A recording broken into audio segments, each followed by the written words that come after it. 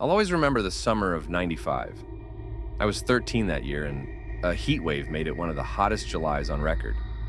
The house where I grew up on Lake Michigan didn't have air conditioning, but most of the time it wasn't an issue. At night, a breeze off the water would usually cool things down, making it comfortable enough to sleep. That summer, though, was different. Some friends and I decided to camp outside to escape the heat. Jordy Baker, Augie McLean, and I.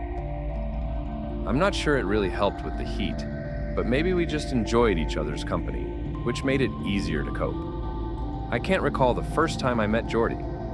We lived on the same street in our small town and did everything together.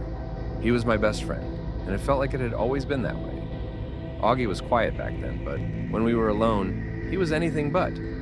His loud voice got us kicked out of my backyard, since my dad needed to be up early for work, and didn't appreciate Augie's high-pitched laughter like Jordy and I did. There was a clearing among the pines behind Jordy's house where we often hung out, so we decided to set up camp there. An old, rusted Buick Sentry marked the spot, and I always wondered whose car it was before it became part of the woods.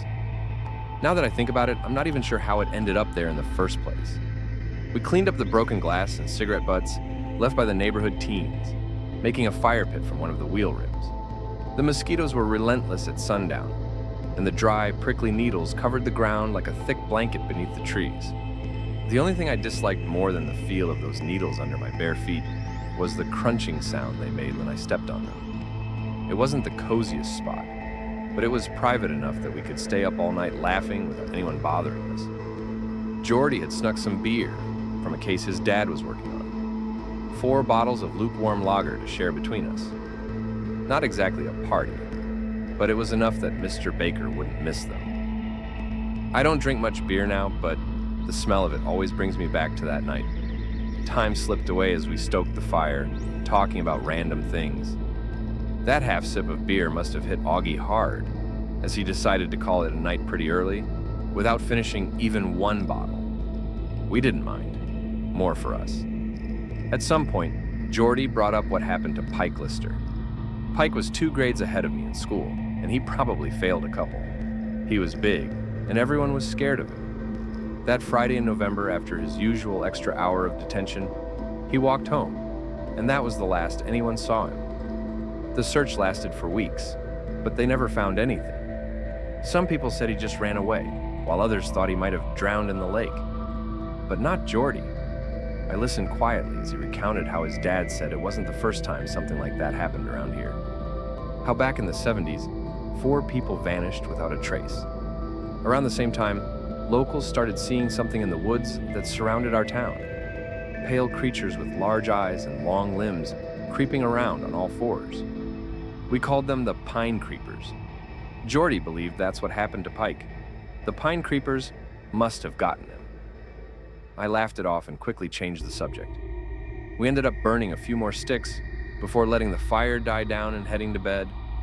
One of us could sleep in the back of the Buick, while the other had to share a tiny tent with Augie. I offered to take the less comfortable option, or at least that's what I led Jordy to think. Truthfully, all that talk about the creepers made me a bit anxious.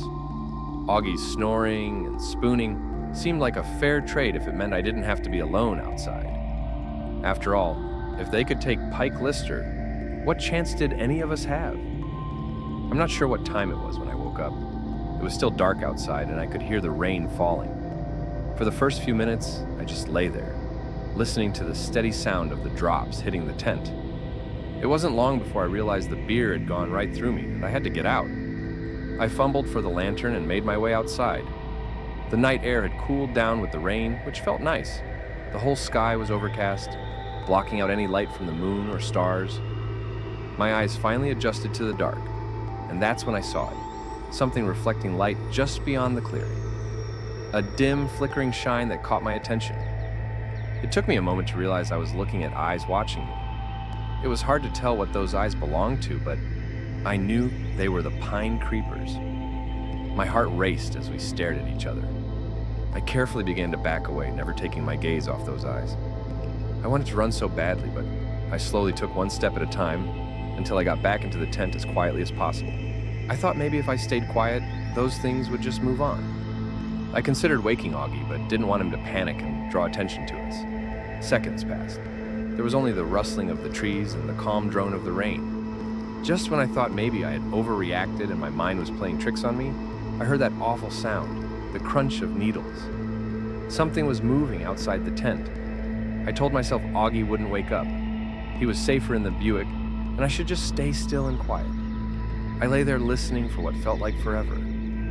I never woke Augie. I never called out to Jordy. I never did anything. Music hours passed, and I must have dozed off for a few minutes because the next thing I knew, birds were chirping, and even from inside the tent, I could tell it was getting light. I mustered all my courage, threw off the sleeping bag, and shoved Augie. I climbed out of the tent first, and he wasn't far behind. Part of me believed the pine creepers were still out there, waiting for me to slip up.